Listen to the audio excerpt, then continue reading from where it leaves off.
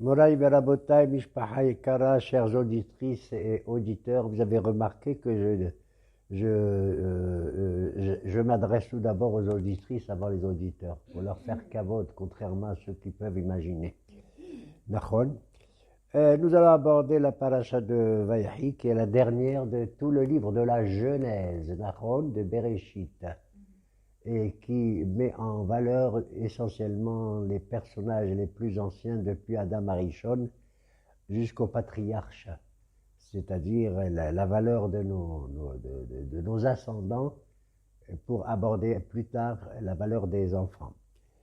Dans cette paracha, naturellement, qui porte un joli nom d'ailleurs, puisqu'elle va annoncer quoi? La mort de qui? De Yaakov Avinu. Et elle commence par quel mot? Vayahi, il a vécu. Je trouve ça merveilleux.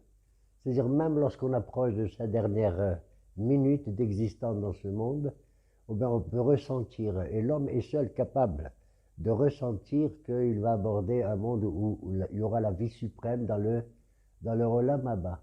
C'est exactement la même paracha qu'on a vue à propos de Sarah lorsqu'elle est morte, Nachon. Cette paracha s'appelle comment? Vayehu Haye Sarah. Voici la vie de Sarah, Nachon. Et c'est merveilleux de voir que même dans les espédim, dans l'éloge funèbre qu'on fait sur un défunt, eh bien, naturellement, on évoque tout le côté positif de son existence. À tel point que nos Hachamim nous disent, quand on fait l'éloge, quand on fait une dracha sur un défunt, quelqu'un qui est mort, est-ce que c'est Yikara d'Eshrivé ou Yikara d'Haye? Est-ce qu'on fait le plus l'éloge du défunt qui est mort ou l'éloge de ses descendants, de sa famille qui est vivante? D'accord? En vérité, je pense que c'est les deux, parce qu'il y a un lien extraordinaire entre un père ou une mère qui nous a quittés et ses enfants, naturellement, et que leur vie, elle se poursuit même dans la manière qu'on a exprimée, et dans la reconnaissance, la hoda'a qu'on doit avoir vis-à-vis de tout ce qui nous a amenés sur cette terre. Et ce premier passouk, Vayahi Yaakov, Beret Misraim, Shva Shana, on nous annonce que Yaakov, il a vécu combien en Égypte? Combien de temps? 17 ans. Qu'est-ce que j'ai besoin de savoir combien de temps il était en Égypte? Ce qui m'intéresse, c'est juste après, combien de temps il a vécu, Yaakov? 147 ans, d'accord? Quand il s'est présenté devant Pharaon, déjà qu'il est descendu en Égypte, et que Pharaon a dit, comment allez-vous, monsieur? Il a cru qu'il avait devant lui un personnage très vieux comme Abraham, qui était aussi beau qu'Abraham. Alors il lui a dit, oh, Yabba, Me'at, Veraim, Yaakov, il s'est plaint. Je trouve ça un peu étrange quand même, mais tout de même le pauvre, il a souffert peut-être un peu plus qu'Abraham avec les Asara Nishonot, peut-être même un peu plus que Yitzhak avec la Hakeda. Il a vécu dans toute son existence avec Esav, avec Lavan, avec l'affaire de Dina Ashrem, Nachon, et puis surtout après la vente de Yosef, etc., qu'il est resté pendant 22 ans sans savoir quelle était la destinée de son fils, qu'il a cru qu'il était mort ou déchiré par une bête sauvage. Néanmoins, donc si on me dit l'âge qu'il avait devant Pharaon 130 ans, et que maintenant on me dit il est resté en Égypte 17 ans, donc il a vécu 147 ans, qu'est-ce que j'ai besoin de savoir 17 ans maintenant en Égypte? D'accord? Ben ça me rappelle qu'il y a une autre date aussi de 17 ans, laquelle? C'est que Yosef avait, bravo, il avait 17 ans lorsqu'il a envoyé voir ses frères, et que la tragédie fraternelle est arrivée, Nahon. Donc 17 ans, il a vécu avec son fils, qu'il a aimé beaucoup parce qu'il était Ben Zekunim, celui avec lequel il était le plus attaché dans l'étude de la Torah, et qui lui a fait Kétonet Passim, une très jolie tunique et tout, ce qui a entraîné la haine et la jalousie des frères, ce qui n'est pas bien. D'ailleurs, on ne doit pas faire de différence entre nos enfants. Donc, il a connu au début Yosef pendant 17 ans, et il a connu Yosef à la fin de sa vie pendant, en tout ça fait combien? 17 et 17? Et alors, 34, c'est le titre de la paracha, Vayahi. Qu'est-ce que c'est que Vayahi? Vav, Yud, Het et Yud. Vav 6, Yud 10, Het 8 et Yud 10, ça fait en tout 34 ans. C'est ça la vraie vie, Meskin. Il a fait le compte de sa vie pour dire que ce qui a été pour lui le fils prodigieux de son existence, ça a été qui? Yosef Hatzadik. qu'il va rencontrer.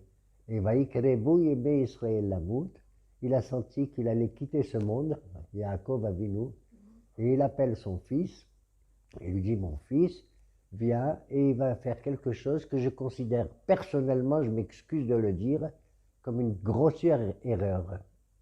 Il va recommencer ce qu'on pourrait susciter de la haine encore. Parce qu'il va demander à Yosef, qui c'est ces enfants que tu as? Il lui a dit, c'est mes enfants, Ephraim et Ménaché. Il lui a dit, ah, amène-les-moi, je vais les bénir. Et pour les bénir, qu'est-ce qu'il fait?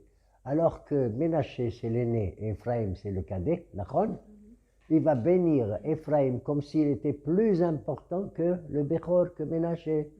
Je pense que Dieu me préserve, c'est une erreur. Malgré que nous, tous les vendredis soirs, quand on bénit un garçon, on dit et Simcha Elohim, qu'Ephraim et Ménaché, que Dieu fasse que tu ressembles à Ephraim et à Ménaché. Et il a mis Ephraim avant Ménaché. D'ailleurs, le texte le souligne. Personnellement, je considère que c'est une erreur, même si au niveau kabbalistique, peut-être il a vu qu'Ephraim serait la tribu la plus importante parmi les descendants de Yosef. D'ailleurs, le texte nous dit que Yaakov a béni Ephraim et Ménaché, mais il a dit aussi, je bénis tous les enfants que tu auras après eux. Donc d'après ce passouk, Yosef a eu d'autres enfants après Ephraim et Ménaché, qu'on ne connaît pas d'ailleurs, mais ils étaient inclus dans ces deux shvatim, d'accord? Et on annonce brusquement après cela à Yosef, Yosef, Hidne avicha cholé, voici ton père, il est malade. On lui annonce qu'il est malade. Et alors, on n'est pas malade tous, on est malade, on guérit, on est malade, on guérit, d'accord? Non, nos hachamim ne disent pas du tout. C'est la première fois qu'on apprend dans la Torah qu'un homme, il est malade. D'où je sais, ils disent qu'il y a 3 choses que les patriarches, ils ont demandé eux personnellement. Le premier, c'est Abraham. Il a écrit Abraham Zaken, Babayamin. Abraham, il était devenu vieux. Qu'est-ce que ça veut dire, il est Zaken? Ça veut dire qu'Abraham a demandé au bon Dieu, je t'en prie, je voudrais qu'à mon âge, parce qu'il est mort à quel âge Abraham? À 175 ans. Je voudrais qu'on reconnaisse que je suis vieux grâce à la barbe blanche ou à mes rides ou à quoi que ce soit. Ça veut dire que jusqu'Abraham, la vieillesse n'existait pas. Depuis Adam Arishon, un homme, il grandissait et dans sa croissance, on ne voyait pas l'évolution. Il était à l'âge de 100 ans, 120 ans, comme s'il avait 20 ans. Il était aussi frais, Nachon, plus tard que maintenant. Nachon? Alors donc, Abraham a demandé la vieillesse. Yitzhak, qu'est-ce qu'il a demandé? Lui, il était midatadin et tout. Il estimait que la vie que Dieu lui a donnée, elle était marquée par la justice, par la rigueur et tout. Et qu'à chaque instant, il devrait mériter son existence. Voilà pourquoi il a eu l'histoire de la Hakeda, d'accord? Et Yitzhak a demandé une chose étrange, il a demandé les Yesurim, c'est-à-dire des difficultés dans l'existence. Et ça lui est arrivé. Pourquoi il a demandé ça? Peut-être parce qu'il s'est dit qu'avec ces difficultés, je peux vaincre le Yetzer Hara. Sans difficulté, on ne se rend pas compte qu'on a le Yetzer Hara. Mais avec les difficultés, on peut se lever et combattre. Comme on dit, Sheba Yipol Tzadik Vekam. Un tzaddik qui tombe 7 fois, mais il se redresse après. D'accord? Que la vie contre le Yetzer Hara est un combat beaucoup plus important, selon certains, que le combat qu'on fait contre des ennemis. D'accord? Alors, un jour, un rabbin, il a rencontré des soldats, ils sont revenus après une guerre, ils ont gagné et tout. Ils ont dit, d'où vous venez? Eh bien, on revient de la guerre. On revient de la guerre. Oh, mais on a gagné, oui. Peut-être que vous avez gagné ce combat contre d'autres hommes, mais il y a un combat qui va vous attendre le plus grave encore, c'est la milhama contre le Yetzer Hara. Elle est beaucoup plus difficile à faire, c'est-à-dire contre soi-même. Le Yetzer Hara, c'est soi-même. On a le Yetzer Tov et le Yetzer Hara. Et le vrai combat qu'on doit faire, c'est pas vis-à-vis des autres, d'Achon, hein, qu'on est orgueilleux, qu'on est ceci, qu'on est cela. Non, c'est contre soi-même. On doit véritablement se perfectionner. Ça, c'est Yitzhak. Yaakov Avinu, waouh! C'est la première fois qu'on apprend qu'il a demandé la mahala. Il a dit, mon Dieu, les gens avant moi, quand ils mouraient brusquement. Comment je sais qu'ils mouraient brusquement? Quand ils faisaient quand ils éternuaient, leur neshama, elle sortait de leur neshima, de leur nez, d'accord? Et ils mouraient brutalement. Moi, je veux le savoir. Et pour le savoir, je veux me sentir faible, affaibli par une maladie quelconque. Comme ça, je prépare mes valises pour le Olam Haba. Et de cela, d'où je l'apprends, parce qu'il y a écrit Vayobro Yosef, Hinne abicha ole. Voici ton père, il est malade. Hinne. À chaque fois que tu as le mot Hinne dans la Torah, ça veut dire c'est une surprise, c'est une nouveauté, quelque chose de neuf. Comme quand Jacob il était auprès du puits, on lui a dit Hinne Rachel. Voici Rachel. Quand tu as une surprise, toujours un événement nouveau, surprenant, agréable certainement, ou même non agréable, tu l'annonces avec le verbe, avec le mot Hine. Et donc, dans cette paracha, nous voyons que Yaakov Avinu, il va se libérer de ses enfants, mais pour se libérer d'eux, il va leur adresser des bénédictions. D'accord ? C'est la fin de la paracha. C'est merveilleux que dans l'état où il se trouve, il se lève du lit où il est couché et il leur dit Asfou, Banaï, Asfou, réunissez-vous tous ensemble. Je ne peux bénir mes enfants, contrairement à ce que j'ai fait avant avec Ephraim et Ménaché, etc. Hein? Je ne peux vous bénir tous que si vous venez tous ensemble. Et Asfou, réunissez-vous. Je veux sentir qu'il y a une unité parmi vous et pas une bagarre comme avec la vente de Yosef. D'accord ? Qui se haïssaient les uns les autres et Yosef leur a fait baver avec l'histoire de la coupe de Binyamin, soi-disant qu'il a volé, etc. Donc, d'accord ? C'est affreux de voir une telle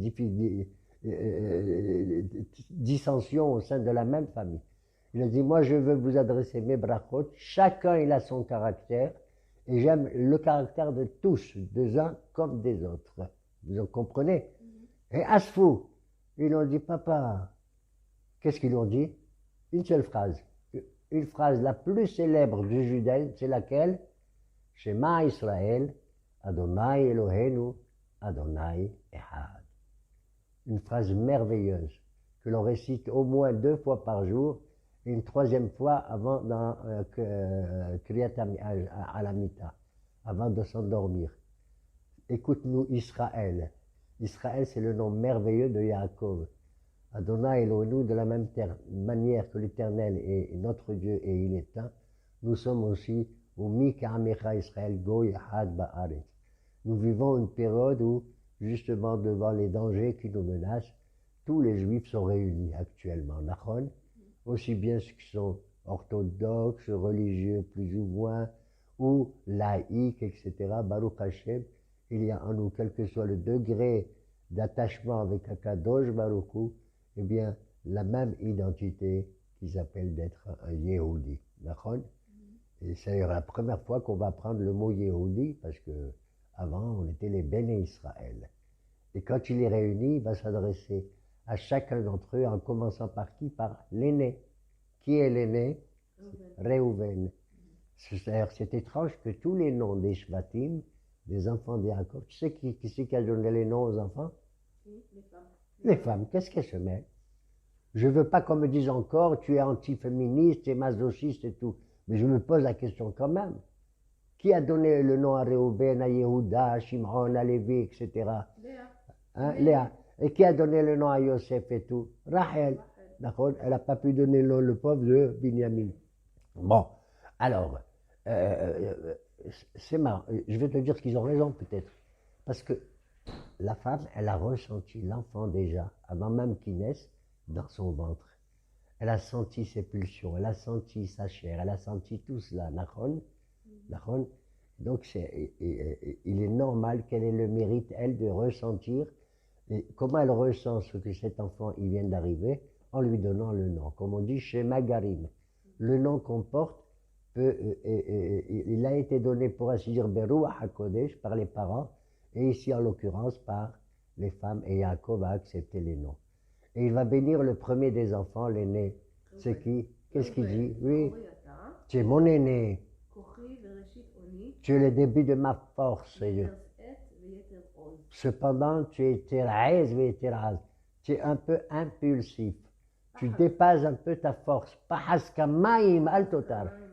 Tu es comme une rivière qui va très fort. Comment on appelle ça? Le Niagara, d'accord?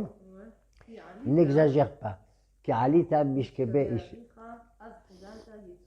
Tu as pris ma défense quand elle est morte, Léa, et tu as changé le lieu du lit de Bilha pour que j'aille avec Bilha, etc. Tu as exagéré un peu, mais tu es mon Bechor, Nachol. Voilà. Et en vérité, chaque bracha qu'il va donner à ses enfants, il va ainsi, pour ainsi dire, définir ce qu'est chacun d'entre eux, et d'après leur capacité, même une capacité un peu étrange, un peu forcée, Nachon, difficile. C'est comme s'il l'adressait à ses enfants et qu'ils allaient faire partie maintenant, pour le peuple d'Israël, d'un gouvernement. Dans un gouvernement, il y a plusieurs ministres. D'accord ? Tu as le ministre des Armées, le ministre de la Défense, le ministre de la Culture, le ministre des Travaux, le ministre de l'Économie, etc. Et tu vas voir dans les brachot comment chacun il va avoir une capacité d'être le ministre de quelque chose. Reuven, il est pour ainsi dire, pour l'instant, considéré plus ou moins comme un candidat à Rosh HaMemshala, un chef de gouvernement. Mais c'est un personnage qui rapidement agit. Il ne réfléchit pas suffisamment avant d'agir. On verra qui c'est qui va le faire. Ça, c'est Reuven. Le deuxième, qui c'est? Eh bien, c'est pas le deuxième. Pourquoi il mélange Shimon avec Lévi dans la bracha? D'accord? Eh bien, parce qu'il a été marqué. Il estime que Shimon et Lévi sont des clés Hamas, des gens qui ont des armes très dangereuses en eux et qui agissent avec beaucoup de, entre guillemets, ils ont défendu leur sœur Dina, bien sûr, mais avec une certaine sauvagerie, sans demander conseil à leur père. Shimon et Lévi, quel est Hamas mecherotehem? Lorsqu'ils se réunissent ensemble, il ne faut pas qu'on me mentionne mon âme. Bekalam, quand ils s'assemblent, Altehad Kevodi. Et je ne veux pas que ma gloire soit nommée. Ça veut dire que vous êtes des types bien, mais quand vous êtes ensemble, vous êtes très très dangereux. Voilà pourquoi plus tard, Shimron et Lévi vont être séparés dans leur nahala, dans leur héritage. Tu ne peux pas les laisser ensemble.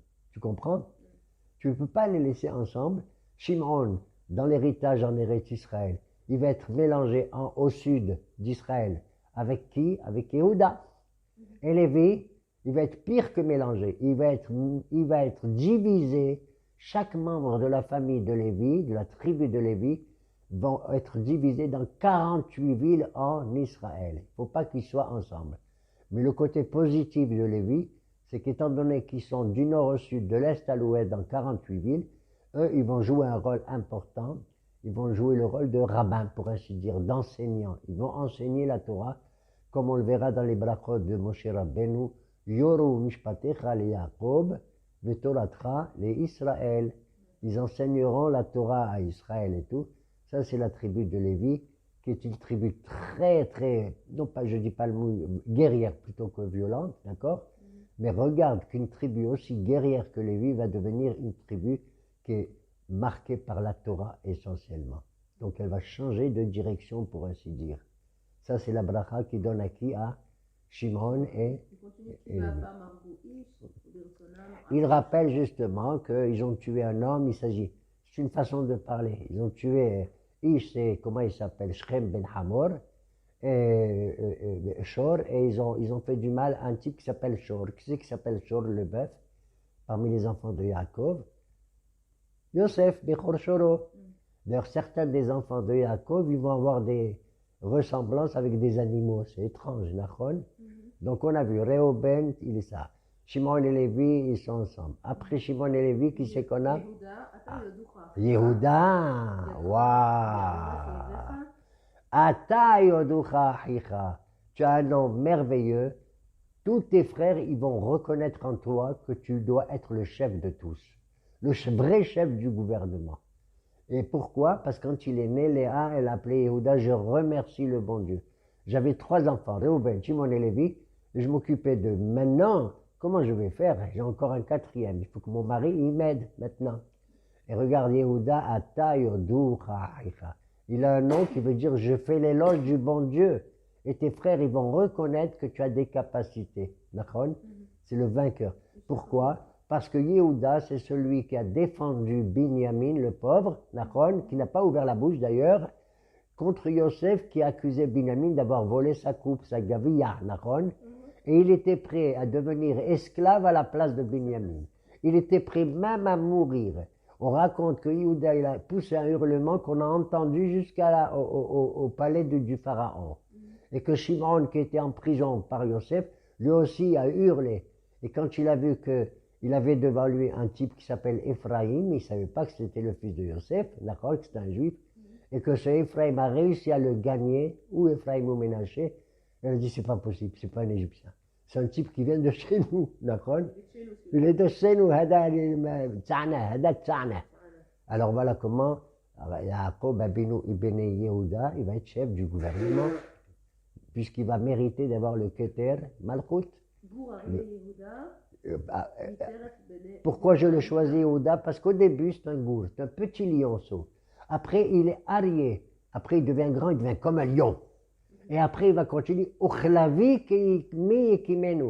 Il va être plus grand, plus fort qu'un arié. En hébreu, lavi, c'est un lion effrayant, terrible. Plus grand, lavi. Tu as le gour, après tu as le arié, après tu as le lavi.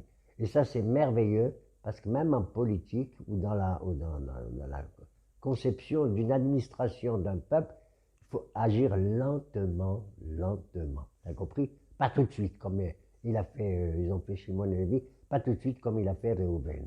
Voilà pourquoi Yehuda va être choisi comme le chef vraiment du gouvernement. Jamais personne ne prendra le chevet, le sceptre de Yehuda jusqu'à ce que viendra Shiloh. Qui c'est Shiloh? C'est le Mashiach. C'est marrant, hein? Shiloh. Shiloh, c'est un des noms du Mashiach, celui qui apporte le shalom avec lui. Donc, on voit que le Mashiach, il va venir de Yehuda à Tiamo Shiloh. C'est celui qu'on va appeler plus tard David, Nachon, Mashiach ben David. Ad Kiyabo Shiloh. Après lui, il y a, il continue, c'est Issachar. Osrei la Geffen Aero et la Tzolecha Beneatono. Il le bénit dans son héritage à Yehuda, parce que si tu vois au sud de Hebron, c'est Yehuda Hebron, il y a des vignes, beaucoup de vignes, et donc on fabriquait du vin grâce à cette vigne. Et eux aussi avaient des troupeaux, et on fabriquait beaucoup du lait. Et le rouge et le blanc. Le roi, comme Yehuda Malchut, il faut qu'il sache et utiliser des mesures, des lois rouges, c'est-à-dire din, et des lois tendres, ça veut dire blanc, comme le lait. D'accord? C'est ça la capacité d'un roi. D'accord? Ça, c'est Yehuda. Toi, Zevulun, viens ici. Toi, je te connais. Tu vas habiter au bord de la mer, là-haut, près de Naharia, là-bas, d'accord? Ou de Natania. Près, au sud Liban. Et toi, tu seras un grand économiste, un grand commerçant. En yacht, tu auras beaucoup de bateaux. Et c'est vrai ce que Zevulun va faire. Il va avoir un commerce extraordinaire. Il va devenir tellement riche que, grâce à sa richesse, il va dire, qu'est-ce que je fais? Regarde comme il est merveilleux, un homme très riche. Il va donner de l'argent chaque mois, tu sais à qui? À son frère Issachar. Parce qu'Issachar, c'est Hamor Garem. Tu sais d'où vient Issachar? Issachar, c'est une tribu. Tous les gens là-bas, c'est des Bahorei Shiva. Rovetz Binamish Betaim, il se repose comme un âne dans les pentes de la montagne. Hein? Il voit que le repos est très bien, il est au collet. Et la terre, elle est magnifique. Il tend son cou, il étudie la Torah. Pourquoi? Parce qu'il reçoit le fric de qui? De Zvouloun. Voilà. Il reçoit l'argent de Zvouloun. Mais je ne veux pas critiquer Issachar, Bar Minan, au contraire, parce qu'on a dit grâce à eux, pas seulement l'étude de la Torah, mais également grâce à la Torah, mais grâce à la science, on les appelait Yodae Bina Laïtim. C'était les grands astrologues. C'était des gens, des savants qui connaissaient tous les astres dans le ciel. Incroyable. Tu sais que l'année, elle a 12 mois, comme les 12 tribus d'Israël, d'accord? Et que chaque mois, il a un mazal différent. Tout à fait différent. D'accord? Prends par exemple, on est le mois de Tevet actuellement. Le mois de Tevet, quel est le mazal du mois de Tevet? C'est le Gdi. c'est le Capricorne. D'accord? Le petit agneau, le Bambi. Chaque mois, il a ça. Par exemple, Talé, Nissan, c'est Talé, c'est le bélier. Ok? Tammuz, c'est Sartan, c'est le cancer. Chaque mois, il a une étoile différente. Ça veut dire que comment on peut lire dans les astres l'existence du monde et comment Dieu, pour ainsi dire, aurait créé le monde. D'accord? Le temps, c'est pas quelque chose qui est absolu, qui est le même et le même. Non. La preuve, c'est que la nuit, elle suit le jour et le jour, il suit la nuit. Que l'hiver, il vient après, etc. L'automne, etc. D'ailleurs, l'automne, on le dit dans nos brachot, qu'on bénit l'automne aussi, même s'il y a de la pluie. Tu sais pourquoi? Parce que quand tu fais le Kaddish, qu'est-ce qu'on dit? Titkabel, Yeshemer Rabbin, Bebra, Kabel, c'est l'automne ou Baroton. D'accord? On dit, tu vas accepter cette saison parce que c'est l'automne ou Baroton, c'est l'automne. Ok? Ça, c'est Issachar. Après, Dan. Tu te rends compte, Dan, il va être un homme qui va être capable au niveau de la juridiction. Il sera comme pratiquement quelqu'un de spécial dans le peuple d'Israël. Qu'est-ce qui va être spécial, ce Dan? C'est le dernier de la famille, c'est le dernier pratiquement. D'accord? Et il vient d'une des Shvahot, pas de Léa ou de Rachel. D'accord? Et bien on dit, quand tu fais le compte de la tribu de Dan, c'est la tribu la plus grande, la plus nombreuse. Attends, tu te moques de moi. Tu sais combien il avait d'enfants, Dan? Combien? Il y a écrit sur chaque tribu combien ils avaient d'enfants. Tu sais qu'est-ce qu'il y a écrit sur Dan? Oubne Dan, Hushim. Les enfants de Dan, ils s'appellent Hushim. Pourquoi tu dis Oubne au pluriel? Dis Ouben Dan, Hushim. C'est merveilleux. C'est que ce type, qui était d'ailleurs Hiresh, il était un peu sourd, le miskin, le fils de Dan, Hushim, eh bien, de lui vont descendre, mais incroyable, plein d'enfants, à tel point qu'il va être la tribu la plus nombreuse. Tu te rends pas compte? Un type, il a un seul enfant, il va avoir des dizaines et des centaines de petits-enfants, d'accord? Des nechadim. Alors que les autres, ils ont plein d'enfants, il va avoir des nechadim, mais c'est Dan le plus important. Et c'est Dan, tu sais, il dit Lishoatra kiviti Adonai. Toi, tu seras merveilleux, tu sais en quoi? La brotte que dans la tribu de Dan, plus tard, il va y avoir un type qui va faire de la Avodazara qu'on appelle Micha, le Pesel Micha. D'accord? Mais il va dire Me'asef lechol hamahanot. Dan, c'est la tribu qui est à la fin de tous les camps d'Israël, c'est-à-dire qui assure la défense d'Israël. D'accord? Me'asef lechol hamahanot. Et de qui le personnage le plus fort dans la Bible, qui était solitaire et qui a combattu, il a fait Shimshon descend de Dan. Son père était de Dan, Manoah, et sa mère, elle était de Yehuda. Ok? Eh bien, c'est Shimshon qui vient de Dan. Mais Dan Nahash al-Derech, il est comme Shimshon qui était tout seul. Shefifon, ça veut dire qu'il était boiteux même. Il n'était pas boiteux, Dan. C'est Shimshon qui était boiteux. Tu te rends compte? Un homme aussi vigoureux que ça, qui était boiteux. Parce qu'on dit Shefi, que Bil'am, il était Shefi, boiteux d'un pied. Et Shimshon, Shefifon, était boiteux des deux pieds, misken. Et malgré tout, il a combattu tout seul. Il n'a pas pris avec lui d'autres guerriers. Le combattant solitaire, c'est Dan. D'accord? Et bien de Dan vient ceci. D'accord? Oui. D'ailleurs, quand on va construire le Beth Amikdash du temps de Moshe Rabbeinu, il va choisir deux architectes merveilleux. Un, il est de Yehuda, c'est qui? Betzalel ben Uri ben Hur, les Maté Yehuda, Betzalel. Et le deuxième, tu sais qui c'est? C'est le chef de la dernière des tribus de Dan. Comment il s'appelle? Aholiav ben Ahisamach, les Maté Dan. Tu as vu? Donc tu vois que Dan, il a quand même une évolution intellectuelle, rouhanique, spirituelle aussi. C'est pas seulement un homme guerrier uniquement. Ok? Gad, viens ici. Quoi? Qu'est-ce qu'il y a? Gad, tu sais qui tu es? Tu es la Mahlaka, le Gdoud le plus important de l'armée d'Israël. Tu entends ce qu'il a dit de Gad? Gedoud Yegoudenu.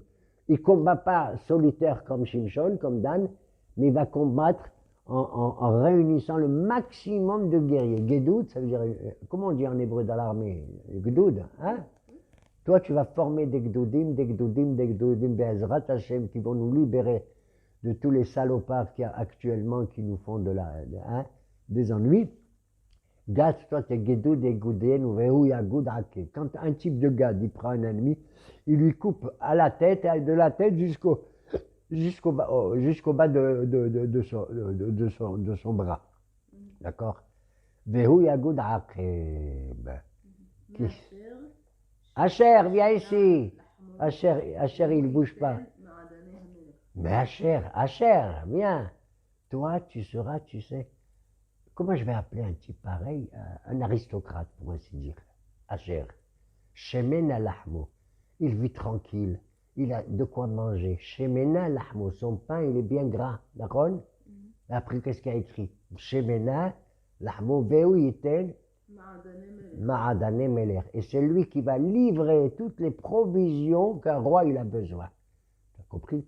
Et c'est vrai que dans la tribu de Asher, en Eretz Israël, il y a une agriculture merveilleuse. Donc lui, Asher, on va le nommer ministre de l'agriculture, de la Haklaout. Ok? Mais Asher, Shemena Lahmo. D'ailleurs, Asher, il est merveilleux parce qu'il a donné naissance à une femme, à une fille. Papa. Comme je l'ai dit dernière fois. Dernière fois, j'avais dit, Serah Bataché, voilà au moins une femme intelligente. Les gens, ils m'ont pas compris, on m'a critiqué. On m'a dit, monsieur Gage, qu'est-ce que ça veut dire, voilà une femme intelligente? Elles sont toutes intelligentes. Mais j'ai dit, bien sûr. C'est comme si je dis, voilà un homme intelligent. Ça ne veut pas dire que les autres, ils ne sont pas intelligents. Non, tu comprends? Ça veut dire qu'il a utilisé son intelligence pour le bien. Ben, c'est pareil, cette fille, Serah, est merveilleuse. C'est elle qui a annoncé à Yaakov que Yosef il était vivant en chantant de la guitare, en jouant de la guitare, Nachon. Hein? Et c'est elle aussi, elle a vécu longtemps, jusqu'à Moshe Rabbeinu, que Moshe, il n'a pas trouvé la tombe de Yosef pour l'emmener en Israël, parce que Yosef, avant de mourir, à la fin de la paracha, qu'est-ce qu'il dit? Yosef il dit à ses frères, l'Éternel se souviendra de vous, je ne veux pas être enterré en Égypte, je veux m'enterrer en Eretz Israël comme mon père, je l'ai fait tout à l'heure dans la paracha. On a enterré Yaakov, tu sais que pour l'enterrement de Yaakov, hein, ils l'ont embaumé, c'est Hantohu, pendant 70 jours. Il est mort le premier jour de Sukkot, c'est-à-dire le 15 Tishri. Ils ont attendu 70 jours. Quand ils sont arrivés en Israël, c'était 25 Kislev, c'était le jour de Hanouka. Après, ils ont fait l'éloge funèbre, les Égyptiens, et après les enfants de Jacob ont fait son éloge. Tu sais quand est-ce qu'il a été enterré d'après certains? Le 10 Tébet, Asara Betébet. C'est le jour où on a jeûné. Incroyable, incroyable mais vrai. Et ce qui est marrant, c'est que quand tu lis dans la Torah de Vaïhi, comment on appelle le deuil de Jacob? On ne l'appelle pas Evel Israël, on l'appelle Evel Mitzrayim, le deuil de l'Égypte. Il y avait à son enterrement des centaines et des centaines de princes, de guerriers égyptiens qui sont venus l'accueillir, qui sont venus l'amener dans sa dernière demeure. D'accord? Et c'est ce qu'a dit Yosef aussi à ses frères. Je vous en prie, par contre, je ne veux pas rester en Égypte. L'Amrod, que mon nom est le plus important en Égypte, j'étais le vice-pharaon et tout. Moi, je veux retourner en Eretz Israël. C'est ce que je souhaite à chacun d'entre nous, quelle que soit sa situation, qu'il prenne la décision de revenir, mais vivant, pas mort, en Eretz Israël. Donc on a vu Asher, il va parler à Yosef, le Yosef, Bechor, comment il dit, Bechor Shoro Hadarlo. Yosef a la puissance du taureau, pour ainsi dire, on le compare à un animal. Issachar, on le compare à un âne, comment il s'appelle, Yehuda à un lion, Dan à un nahash, un serpent. Et quant à toi, Naphtali, viens ici. Toi, tu es un grand sportif, ministre des sports. D'accord? C'est toi qui cours le plus vite, qui va vite. D'ailleurs, quand on a voulu enterrer Yaakov, Esav, il est venu, il dit, il n'est pas question que vous enterrez Yaakov, c'est ma place à moi dans la Mehara. Et alors, Hushil, qui était sourd, le fils de Dan, il dit, qu'est-ce qu'il y en a marre? C'est honteux. Mon grand-père, il est là, on ne peut pas l'enterrer. Et il a coupé la tête à qui? À Esav, d'accord? C'est ce qu'il avait fait, Hushil. Et en attendant, on a dit, va, Naphtali, va en Égypte, va prendre le contrat dans lequel il est dit que la Me'ara, elle appartient à Yaakov. C'est Yaakov qui a creusé, qui a préparé la tente de sa femme Léa. Et c'est là-bas qu'il doit être enterré. Naphtali a couru comme un fou, comme une ayala, une biche. Naphtali, ayala chez Louha, c'est comme une biche. Anoten Imre Shafre, c'est tout qui nous apporte les bonnes nouvelles. Béni soit Yosef au-dessus de tout le Haïn Nara. Les filles, elles étaient sur les murailles, elles te regardaient, elles jetaient leurs bijoux. Elles voulaient te voir, c'était tellement beau, un dandy, etc. Casto, Yosef, il a maîtrisé totalement Casto, c'est-à-dire son Yitzhara. C'est pour ça qu'on désigne Yosef à Tzadik, il est dans les sphirotes. Tzadik, c'est Yosef. Le seul qu'on appelle Tzadik des enfants, tu entends? Alors qu'Yehuda, il a une autre valeur, il n'est pas Tzadik, il est Baal Tshuva. Même s'il fait des erreurs, il est capable de remonter la pente. Et moi, j'adore aussi les Baal et Tshuva, et tout le monde d'ailleurs. Comme on dit, comme chez Baal et Tshuva, on dit, En Tzadikim Yicholim La'amod. Là où un type qui a commis un péché, il revient de son péché, reconnaît le bon Dieu, à ce moment-là, même un tzaddik n'est pas capable. Voilà pourquoi, quand je veux prier pour nos soldats, là où ils sont actuellement au sud comme au nord, eh ben je demande au Baal et Tchouva de prier, pas au tzaddikim. Vous avez compris? Ça ne veut pas dire que j'ignore les tzaddikim. Non, ils n'ont qu'à prier. Mais je pense que chacun d'entre nous, on est un Baal Tchouva et qu'on doit prier pour eux. On doit prier pour eux pour que Binyamin, qui est né le jour de la mort de Rachel, que lui aussi, il va mériter de quelque chose de grandiose parce que jamais il a ouvert la bouche. Jamais, jamais, jamais. Même, oui. Il ressemble à nous. Ça veut dire le matin il mange et le soir il mange. Quoi? C'est une allusion à, il va avoir la nahala du Bet Amikdash. Tu te rends compte? Le Harabaït appartient à Binyamin. C'est incroyable. Le matin et le soir, ça veut dire que c'est le korban du matin et le korban du soir. C'est celui qui n'a pas ouvert la bouche une seule fois dans sa vie que Dieu il va leur donner le Bet Amikdash. Yeratzon, que notre Mikdash il soit reconnu et qu'il arrive, il descende du ciel ou pas du ciel, peu importe, mais qu'il revienne le plus vite et qu'on voit tous nos frères revenir du kibbutz Galiot, Nachon, selon la bracha qu'elle a donnée, Rachel Imenu, que là où elle est enterrée, contrairement aux autres qui sont dans la Mehara, elle est dans le Derech. Elle est toujours, malgré qu'elle n'existe pas, elle est dans la marche, elle est dans le Derech, pour accueillir tous ceux qui vont revenir bientôt au milieu de nous pour le Shalom Emet, entre nous surtout, et aussi entre nous et les nations du monde. Baruch Hashem, Leolam, Amen, Amen.